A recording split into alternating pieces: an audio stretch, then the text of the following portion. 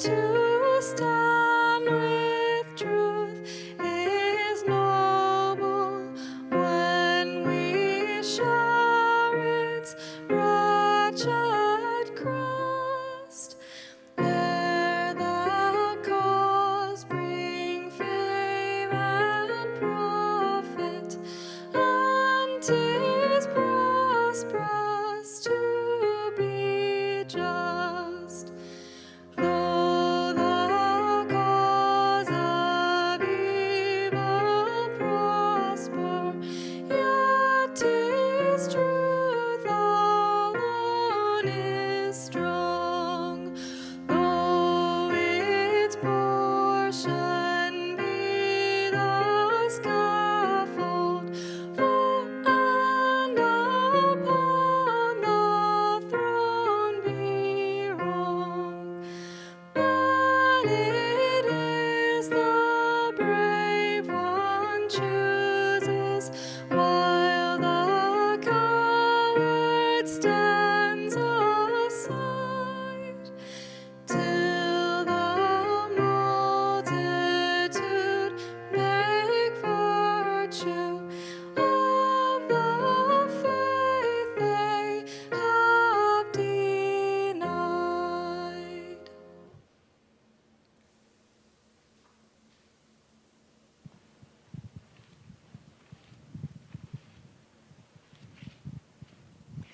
Good morning.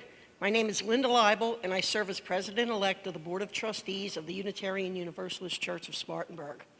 Thanks for being with us on this live stream this morning. In cooperation with global and national health authorities, we've suspended all in-person church activities for the time being. Our care for one another and for our community only becomes more important in times like these. I encourage you to visit our website, uucs.org, for ways you can join in our work. If you have any questions or concerns, please don't hesitate to reach out to me, any of the board members, the staff. It's our job to serve you. I have a couple of announcements this morning. Our annual meeting, including the election of new members for the board, approval of our budget, and voting on our social justice discernment process, will take place at 1 o'clock Sunday, June 14th. This will be a virtual meeting via Zoom. We've been testing the process of voting with Zoom, and thanks to all of those people that have helped us. Admittedly, the results have been a little mixed. So all members have received absentee ballots or mail-outs with absentee ballots. And given the complexity of voting with Zoom, we encourage you to vote early. This Sunday after the service, we'll hold our final social justice congregational dialogue at 1 o'clock on Zoom. Our dialogue will prepare us for our vote on June 14th. We're glad you've taken the time to connect with us. Especially in times like these, we need each other. Thanks for being a part of the congregation today. We are a people of faith and hope. Welcome.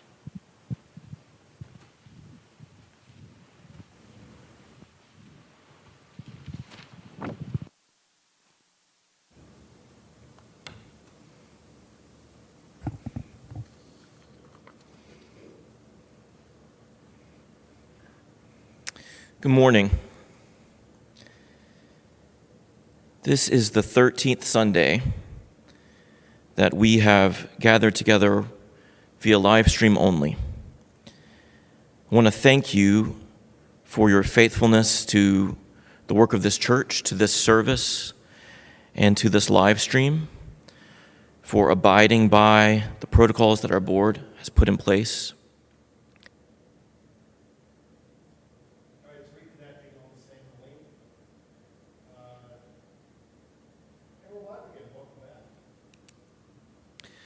I want to thank everybody for your patience. While we have been disconnected, the team here who organizes the live stream each week has been consulting on some plans we have already been thinking through, and we have been encouraged to see in your chat on the live stream that you are thinking similarly to what we are thinking. So beginning next week, we are going to pre-record this live stream earlier on Sunday morning and upload it to YouTube so that at 11 o'clock you'll have a reliable and continuous live stream. We've talked to our cable provider, our internet provider, and we have tested all of our equipment, And we feel certain that the reason that the service is dropping out each Sunday at about 11:06 or 11:07 and coming back on a little after 11:15 is because of the high volume of traffic across our region for Sunday services at 11. To try to move beyond that, we're going to pre-record and load so that you can watch a recorded service at 11 o'clock next Sunday. It's wonderful to see that we are all thinking in a similar vein. I'm going to pick up with my comments from the beginning so that they are continuous. This Sunday, we begin a new month, the 13th week of live streaming together. And I want to thank you for your patience and your work, your cooperation, for being on this team, for being part of this live stream, and all the work this congregation is doing. As we enter into this new month, we are going to work with 4 interwoven themes, interconnected and fueling one another.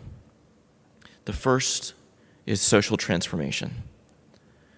Yesterday on June 6th, South Carolina saw its highest daily rate of infection that we have seen throughout the pandemic, 500 newly reported infections from COVID-19. This pandemic is getting worse, it is not lessening. We are not in a second wave. We have not even peaked in our first wave. We have a long way to go. And we know, we have discussed it for the last 3 months, and we have seen vividly, especially in the last 2 weeks, that we are in a pandemic that is taking place within a much larger epidemic. 400 years of systemic racism that disproportionately affects communities of color, with infection rates and mortality rates due to COVID-19. We will not stop addressing these 2 intertwined issues that are a fact of our daily life. And the question we are asking is, what can we do to make this world more livable for everyone? Along with that, we will address a second theme, the theme of the solstice. This month, we will celebrate the summer solstice, the sun in the northern hemisphere at its highest point, a season of celebration, of mischievousness, of feeling the energy of the sun pouring out beyond all boundaries, and we will pour our energy out. On June 20th, there will be a virtual solstice celebration provided via live stream by this church. And prior to the solstice, there will be activities that we offer you so that you can prepare for the solstice and participate. On our church's closed Facebook page, you will find a form that has been posted this morning introducing to you the idea of solstice kits, some things that you can do at home, rituals that you can do there to connect as a congregation across distance to celebrate the solstice. Please click on that link and fill out the form. We have a team that is working on the service and on these kits and that wants to put one in the hands of every family and every individual that would like one.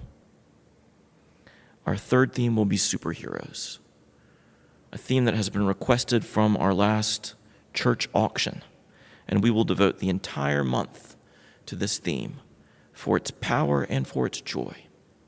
And you can see already what the end point of this reflection will be. We can all be superheroes. That's not a mystery. But the question is, how? How to become who we can really be. And finally, the fourth theme with which we will persist with power and with joy, is the theme of what our congregation is doing in all of this. I want to ask you to read the news that we publish. Read the happenings and read the unison. Read our posts. Our congregation is doing so much that no matter how many times I repeat it, I cannot say it all.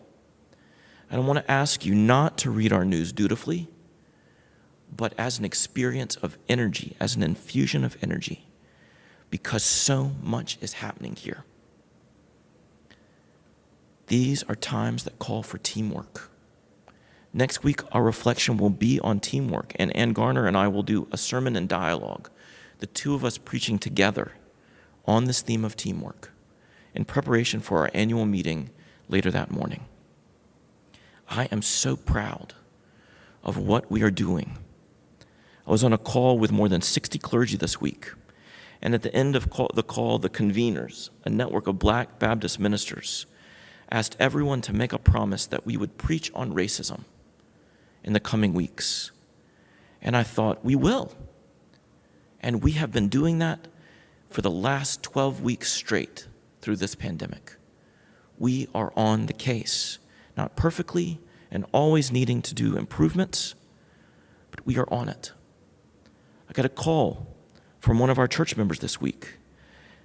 In the midst of all of these protests and the call for justice across our country and around the world, and they said to me, point blank, what are we doing as a congregation?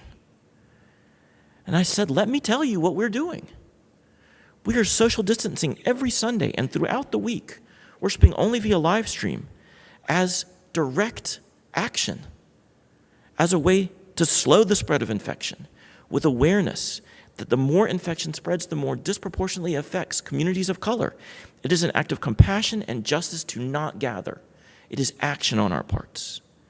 And we have a team that is making masks, more than 1,200 masks that have been made and distributed to our neighbors, to our congregation, to agencies in our community, especially in the Latinx and Black communities, and sent all over this country to areas that have been most affected.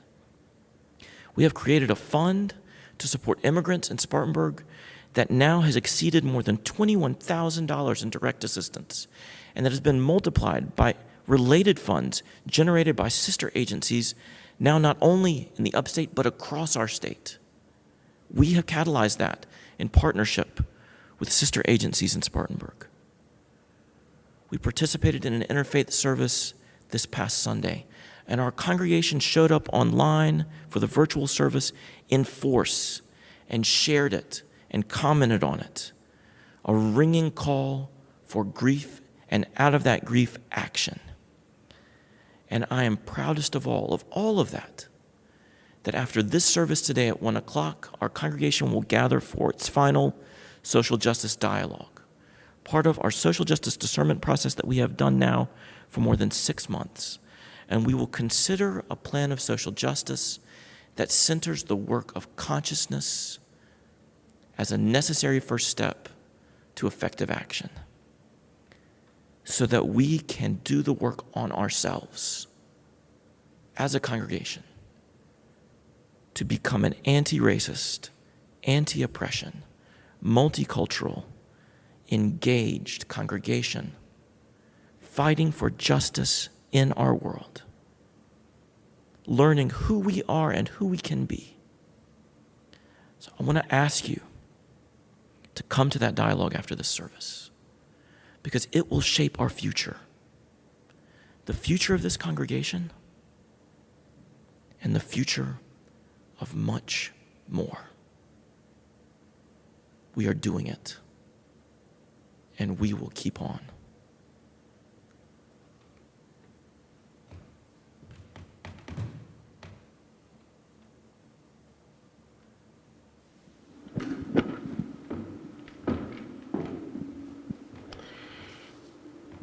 A reading from Stan Lee, the creator of Marvel Comics during the year 1968, The Ills Plaguing the World Today. Let's lay it right on the line. Bigotry and racism are among the deadliest social ills plaguing the world today. But unlike a team of costume supervillains, they can't be halted with a punch in the snoot or a zap from a ray gun. The only way to destroy them is to expose them, to reveal them for the insidious evils they really are.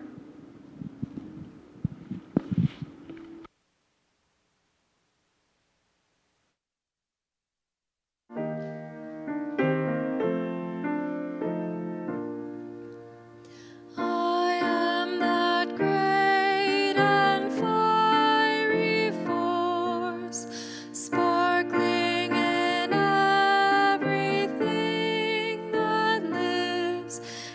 shining up the river's course, in greening grass but glory gives. I shine in glitter on the seas, in burning sun, in moon and stars, in unseen wind, in bird and trees. I breathe within both near and far, and where I breathe there is no breath, death, and meadows glow with beauty's rife. I am in all the Spirit's breath, the thundered word, for I am life.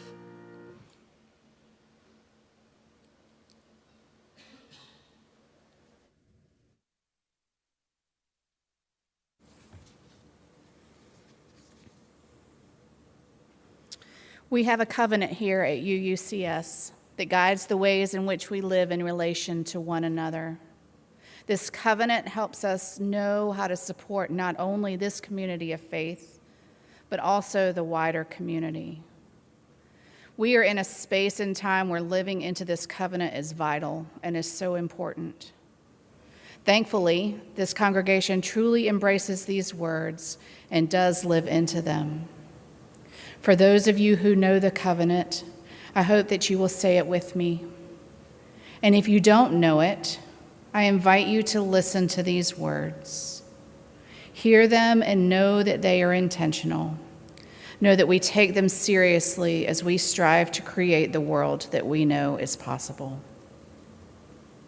We are a people of faith and hope.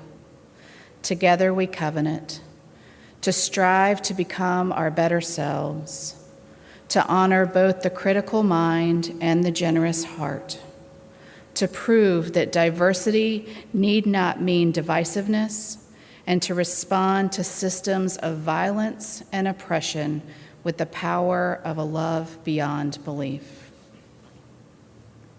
When we are all together in this space, we would now gather around the rippling bowl to place a stone or a shell in the water as a way of sharing our joys and concerns.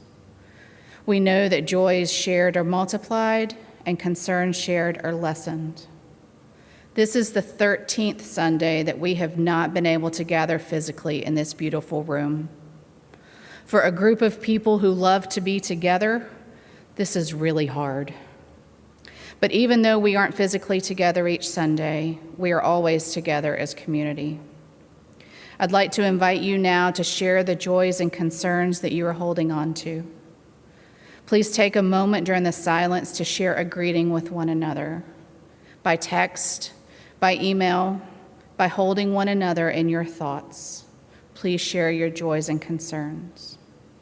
Even when we cannot physically gather together in this space, remember that we are most definitely connected.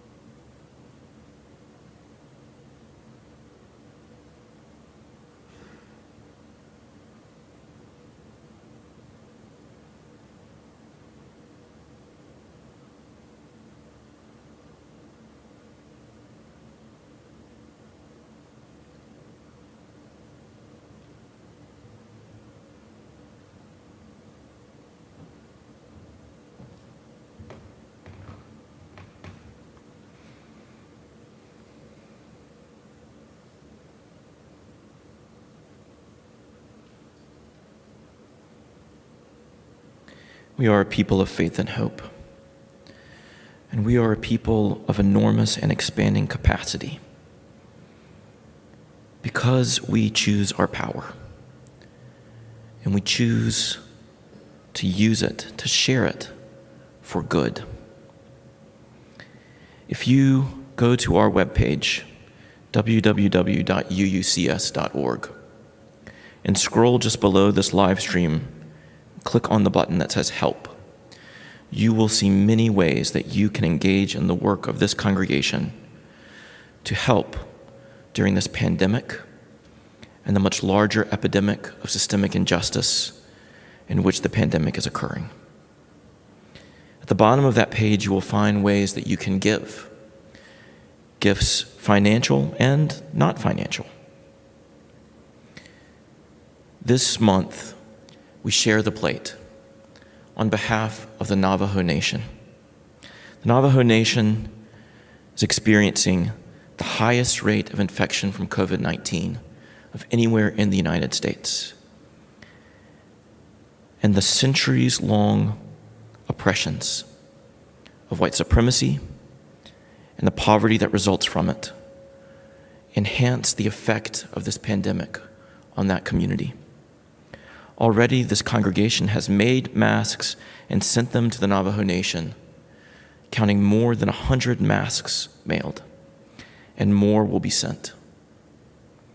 This month, we raise funds as well to help with the public health efforts of that people.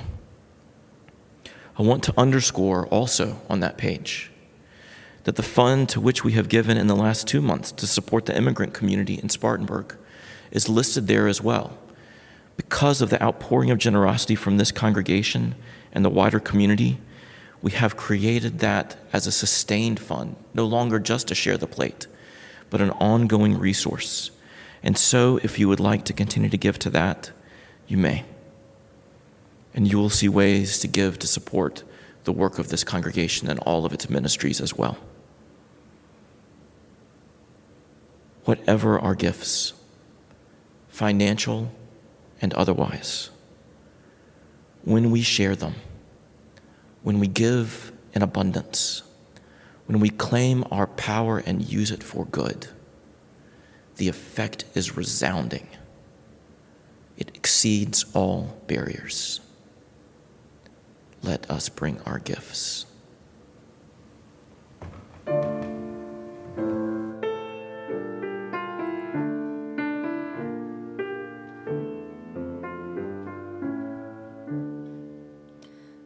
A fierce unrest seethes at the core of all existing things.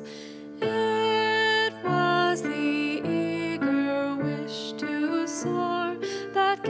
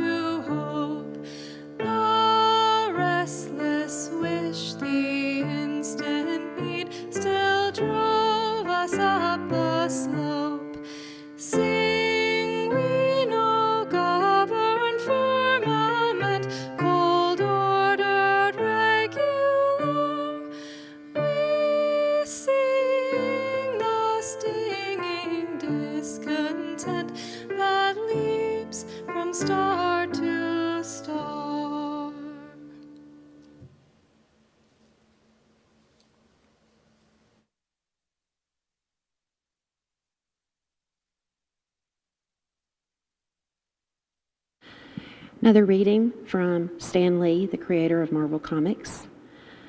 For many years, we've been trying in our bumbling way to illustrate that love is a far greater force, a far greater power than hate. Let's consider three people: Buddha, Christ, and Moses. People of peace whose thoughts and deeds have influenced countless millions throughout the ages, and whose presence is still felt in every corner of the earth. Now, let's consider the practitioners of hate who have sullied the pages of history. Who still venerates their words? Where is homage still paid to their memory? What banners still are raised to their cause? The power of love and the power of hate. Which is most truly enduring? When you tend to despair, let the answer sustain you.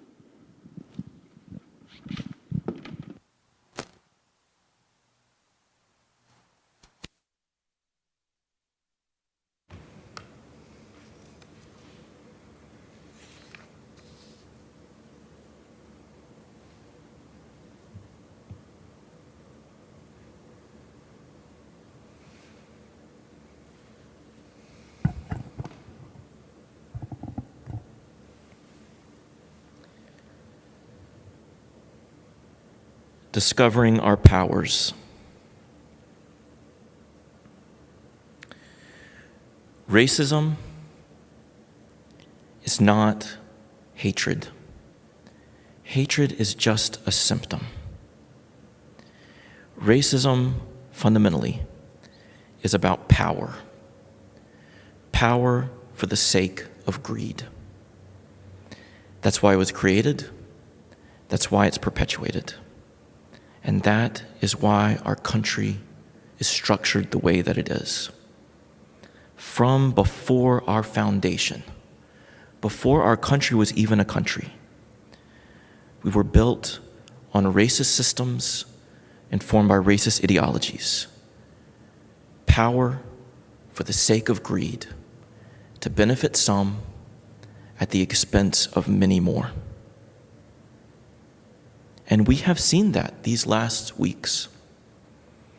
The abuse of power by officers, the use of power to dominate by presidents and attorneys general, the exercise of power for democracy and justice and just for life, using power just to make space for life, provided for in our laws by protesters who are doing the right thing.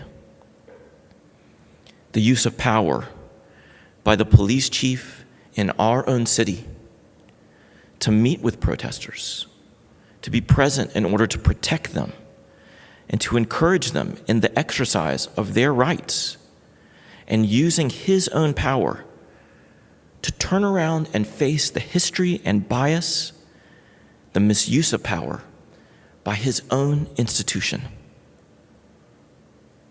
And companies and individuals moving out of complacency to use their power, especially their economic power, for good, to shift our society and our culture. Unas heroínas de nuestra comunidad, women of this community, heroic heroines of this community, who have stepped forward to lead us in joining forces with organizations that serve the immigrant population, to provide direct support, to create a coalition across this state, serving our siblings who are cut out of any federal support during the pandemic, and standing up to publicly denounce anti-Blackness in the Latinx community. If you haven't watched it yet, I want to encourage you to go to the Facebook page of Congregation B'nai Israel here in Spartanburg, the synagogue in Spartanburg, and to watch just the very beginning, not even the whole service if you don't want, but just the very beginning of the interfaith service of grief and action held this past Friday night so that you can hear the words of Araceli Hernandez LaRoche. She speaks directly to the Hispanic community, a community that is marginalized in the United States, as we well know, about the racism embedded within itself, and calls out the anti-Blackness that is even there. It is a soul-piercing word. And just that, in a service that was profound throughout, just that is power worth experiencing. The power of a nurse who serves on the COVID floor of his hospital in this pandemic, who is watching day by day and week by week the cases on his floor rise. And every day when he steps out of his shift to go home, to enter his house through the basement, to disrobe and shower before he has physical contact with anyone in his family, to prevent them from infection. As he leaves the hospital where he has served all day, to go home to an arduous daily transition to try to preserve the health of his family. As he serves us, listening on the news to the failure of our state and federal leadership to coordinate our response to stop this thing from expanding. And in his spare time, between his service and his rage, reading history, reading our history to understand what is happening. And with his family, with his partner and his 2 young daughters, in his spare time, standing on street corners and going out to march to protest the injustice that he is fighting every day in his scrubs. We have seen power for ill and for good, for greed and for service. And that is the question. That is the question that we all face. Not if we have power. We do. We all have it. The question is, how will we use it? That is the question. How will we use our power? That is the question of human being. Of human being throughout time. And the question of our time. This month, we will think all month about superheroes. Last November at our church auction, an anonymous benefactor purchased a sermon. And they wrote me a letter asking that I speak about superheroes.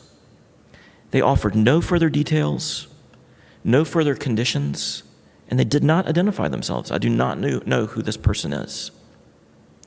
They asked only that we have fun doing it. The moment could not be more ripe. This is a moment of superheroes. We see them all around us. And the stories with which we work this month, the stories that we will remember from our own childhood, and that we can find on our televisions and on our computers, on our streaming services during this pandemic, they will be a source of energy and joy for us.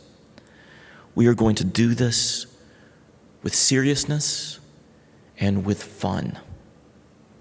The stories of superheroes are a mirror. They're a mirror for our own lives so that we can see ourselves and make choices about how we live.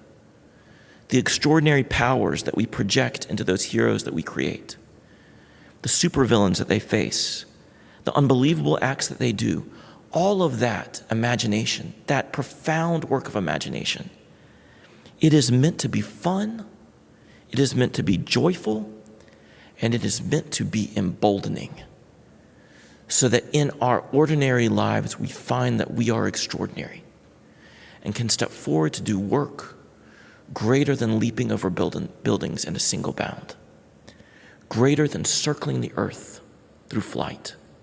What we see projected into those heroes is a mirror of the extraordinary works of courage and kindness and justice of which we are capable. And this month, we are going to claim it all. These are stories built on the themes of justice.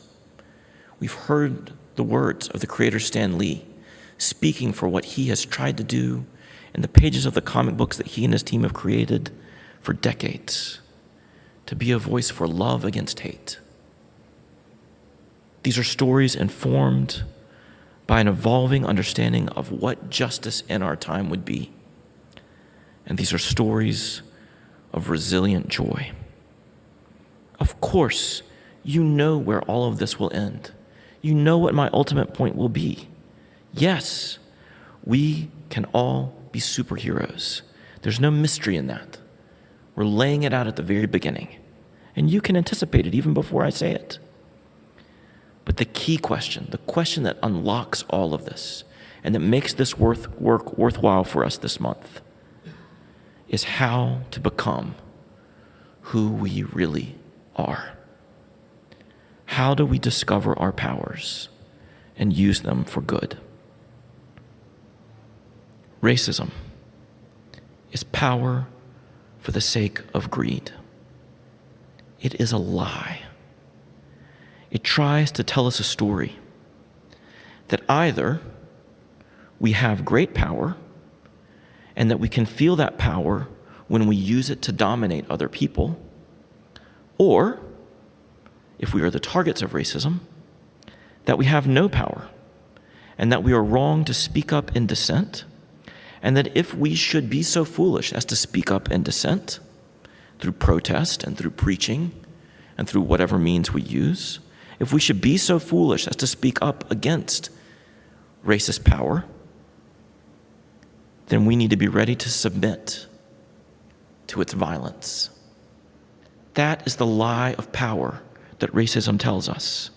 Either we claim its power for domination, or we should be ready to submit to it or suffer violence. This is a lie.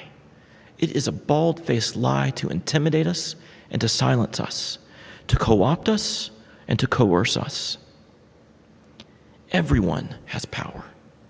Without exception, the reason for the lie of racism is to try to rob that power from us. And everyone has a responsibility to discover our power. We have a responsibility as human beings to find out what our power is and to develop it, and then to choose how we will use it. When we seek our power, when we go looking for it, we find it in three places. Some powers are innate. We're just born with them. Everybody has things that come with just existing in the world. And part of our work is to look into our lives and the innate goodness of our lives and to find what power we hold there. Let me say it even more simply. Because you exist, you are a badass. Because you exist, you are a badass, and no one can take that away from you. The second source of our power is what we learn. Not only are we born with power, but we're born with the capacity to learn and to develop skills, to go through training, whether self-imposed or offered by others, by teachers. And that development of skill is a second source of power from us. And we all have that ability. Our facility with language and mobility, all the things that we can do in whatever ways we do them, however we communicate, however we move, however we show up in the world beyond our infancy, these are skills that we have learned, and they are an expansion of our power. And the third source of our power, beyond what we are born with and what we learn and develop, comes from the wounds we have sustained. I know this sounds upside down, but the wounds that human beings inevitably experience in this world, and our wounds are all different, and of greatly varying degrees. And I want you to hear me clearly. None of this is to minimize what a wound is, some of which are profoundly severe. I honor that. None of this is to diminish that. But a wound is a source of power. It is a place from which your power can emerge. Our existence, our learning, and even our wounds, these are sources of power for us. You will find a link on the order of service today. If you click on the link on this YouTube channel, you can find the order of service with lyrics to our songs and all of the readings. And today, some links. And under this meditation, there's a link to a website about the Enneagram. The Enneagram is a personality inventory, and I'm going to reference it throughout the month. Today, I just want to encourage you to look into it, to read about it. No system of personality thinking is complete. All are imperfect, and all should be read with a grain of salt. But this is a really good one. And part of its power is that it acknowledges that all of us carry a wound, and that from that wound, we develop coping mechanisms that can either be a source of limitation for us, all of us, or if we work with them, a source of unbelievable power. I'm going to give you a clue to this. My Enneagram number is a 9.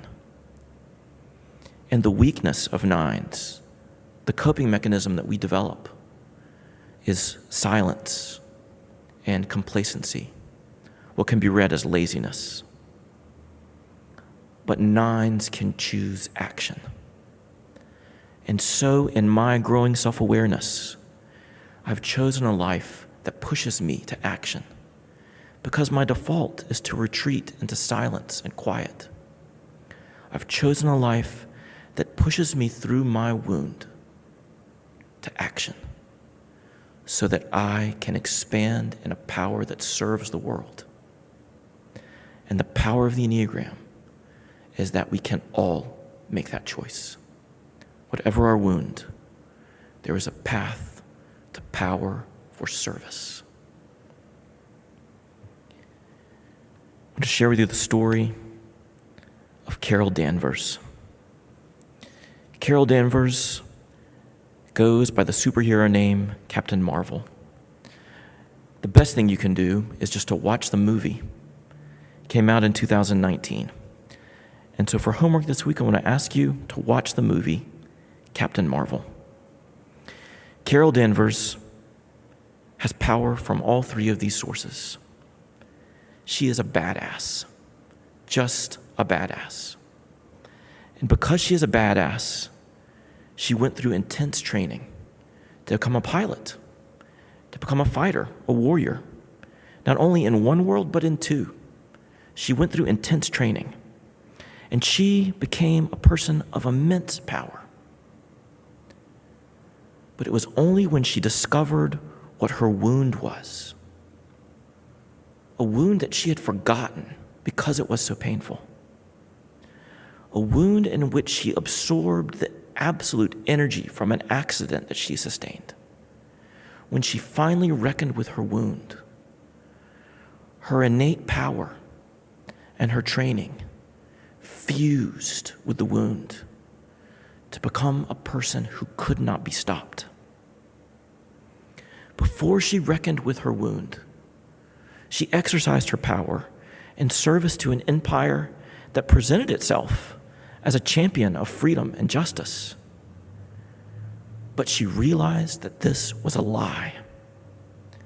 If you watch the movie, you will see the scene where she wakes up to the lie of supremacy, the lie of supremacy she had been fed and in whose service she had acted for the majority of her life. And with the support of a friend, she summons the courage to face it. Now, I want to interpret this scene for you, and I want to ask you to find it. It's beautiful. because it is a total takedown of the system of white supremacy in which we live today. It is a mirror reflecting this for us today.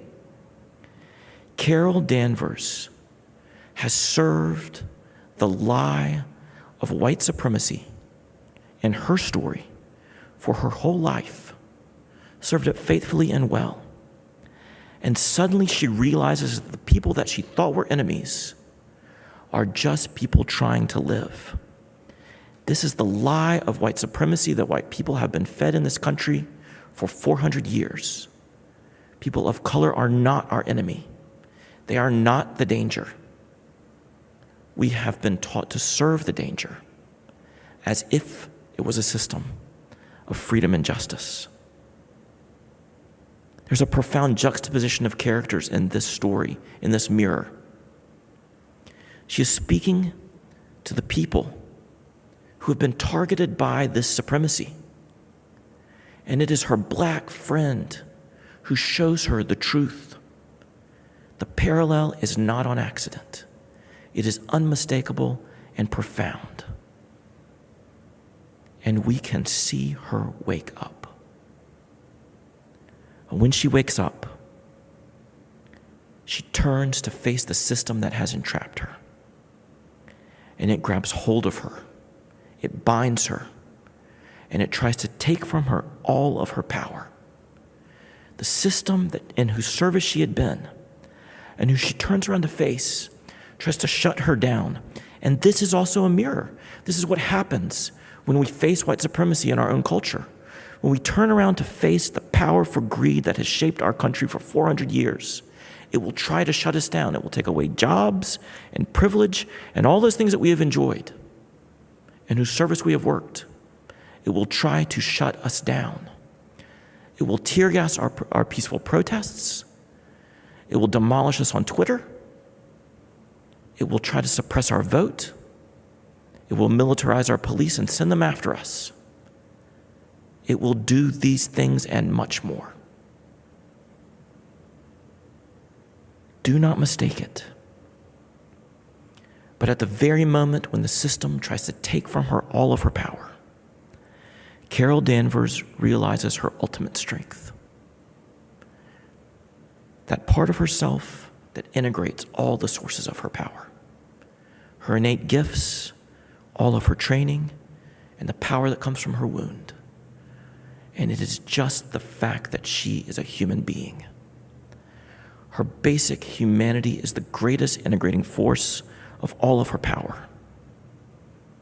And she stands up and says, I've just realized I have been fighting with one hand tied behind my back.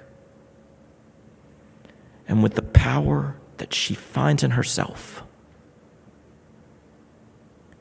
she stands up in herself. When she claims her full humanity, she stands up in herself, and her power surges. You know you are glowing, says one character, and she becomes an unstoppable force for good. Her liberation is connected with the liberation of others. It is mutual and intersectional. The courage to stand up and challenge all of our supremacies emerges in the movie. Supremacies of gender and race and class and nationality, supremacies of orientation and affection, supremacies of creed. When her power surges, the power of all surges. It is interconnected, and it moves. This is a superhero story, a mirror for ourselves. Look in the mirror. See through the lie to who you really are. And when we do this, when this happens, it is really fun. It is dangerous, and we will lose, and it is fun.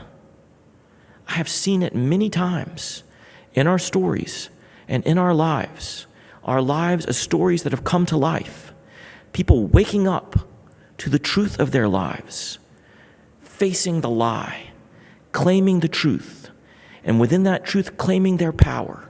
And when they claim their power, rising to glow. People glow when they find their power. They really glow. Glow with the fire of the sun at its height. It is a joy to step into our true power and face the lie together. It is exhilarating and energizing. We become pure energy incarnate. It is fun. Watching protesters these last weeks around the world and here in our own city brought someone to my mind, an activist and an advocate, a member of this congregation who walked the streets of this city for many, many years. A woman like Carol Danvers, a woman like Captain Marvel, a woman named Barbara Mattson. These were Barbara's powers. Her innate power was that she was born legally blind in a seeing world.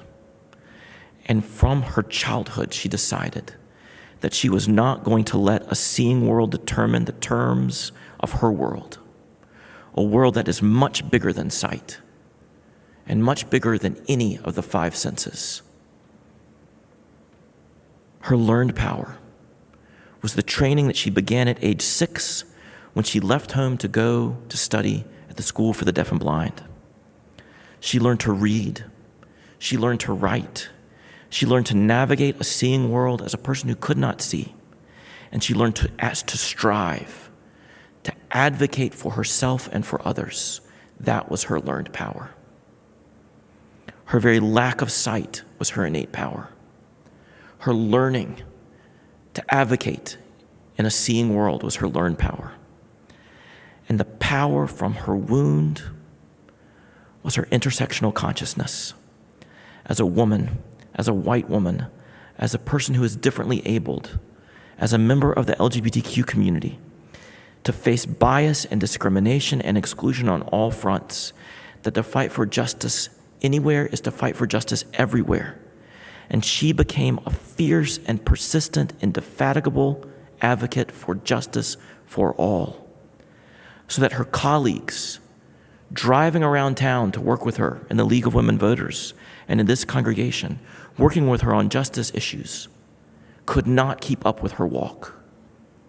She was inexhaustible. And she fused these powers and her humanity into one final power, an extraordinary power that she exercised beyond all bounds, overflowing all barriers, the power to walk for justice in a seeing world. A woman who was blind, who would walk, physically walk, energy incarnate, walking for justice in a seeing world. A seeing world that is itself blind to the lives of its citizens. And she walked everywhere, all over Charleston, all over London, all over Spartanburg. Think of it, a woman who could not see, walking alone the streets of these cities. She had maps in her mind so that she could walk where there were not safe crossings, where there were not crosswalks. She memorized maps in her mind that she couldn't see. She had to chart them with her feet so that she could walk as an advocate, and she was inexhaustible. We see in action movies, in superhero movies, heroes get hit and knocked down, and Barbara Mattson got hit by cars walking the streets of our city, hit by cars as she walked because they didn't see her and they wouldn't stop for her. And like every superhero would, what Carol Danvers, Captain Marvel, does when she has an accident and absorbs the power of the accident, Barbara Mattson would get up and walk again. If she were alive, she would be marching with protesters today, and she would know the streets better than anybody. emblazoned on her mind, streets that she strode for decades for justice. And we would be running to keep up with her. Everyone has power. And the question is, what will we do with it? We have seen its abuse, and we have seen it glow like the sun at the solstice. Face the truth, break the lie, and step into your powers, the powers you were born with, and the powers you have learned and can keep learning for your whole life, and the power that comes from the wound you have sustained, no matter the wound. Claim your power. Our ultimate strength is that we are human. That's it, just that we're human. And white supremacy tries to rob our humanity from us. The power it promises its adherents is a lie. It's incomplete. It's not who they really are. We are human beings, full of power, resilient and strong, and made to help each other. We all have power. Stop fighting with one arm tied behind your back. Stop it. Step into your truth. Discover your power and choose to use it for good.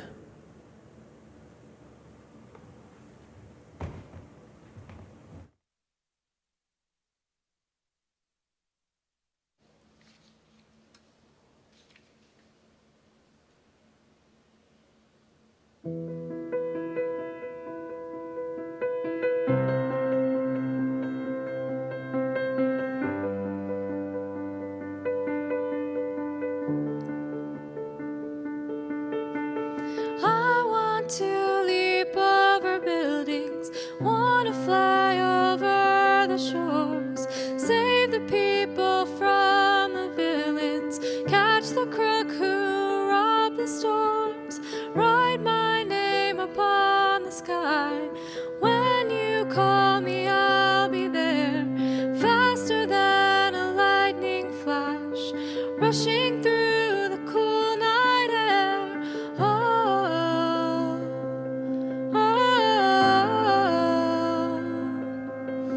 Start ignition, count to zero.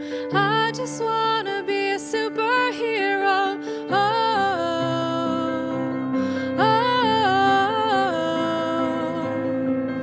With fearless thoughts, emotions swirl. Wanna be the one who saves the world.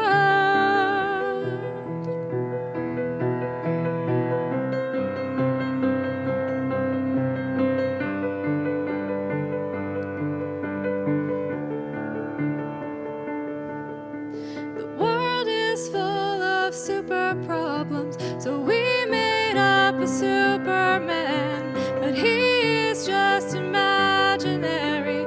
Here we stand without a plan, with new ideas and innovation. Man still cannot tame creation. Though I'm told I'll never fly, that doesn't mean that I won't try.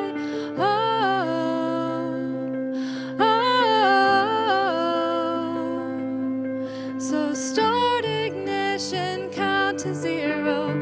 I just wanna be a superhero.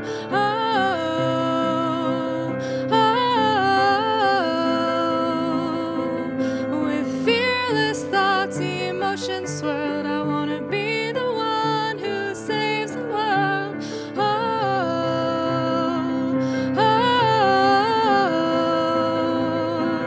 So start ignition, count to zero. I just wanna be a superhero.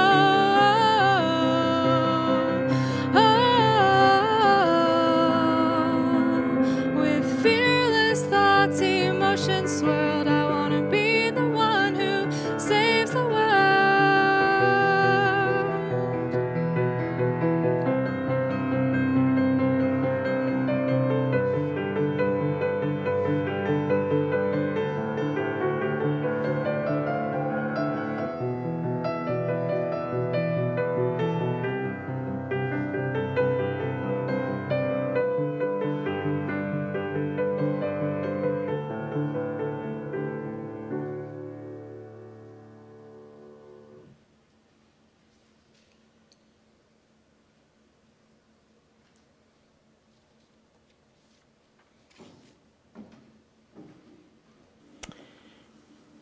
A reading from Captain Marvel. That was read at Barbara Matson's service. I've learned everyone has power. It's not indestructibility or flying or super speed. It's that fire in your soul that pushes you to touch the sky, stepping up for those that need hope, leads you to the greatest heights. And there, we all soar higher, further, faster.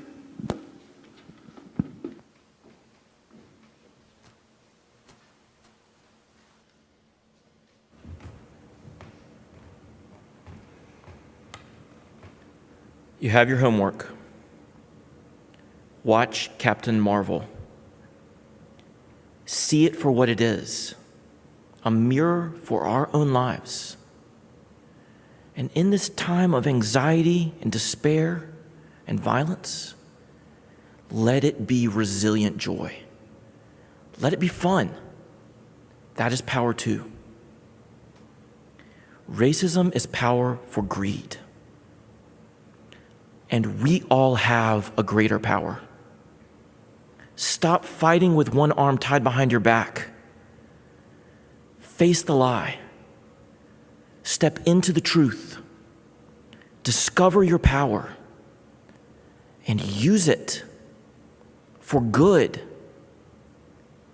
This is hard. It is dangerous. But you are a badass.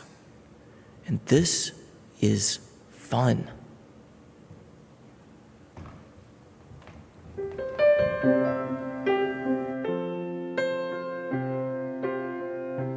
We have spent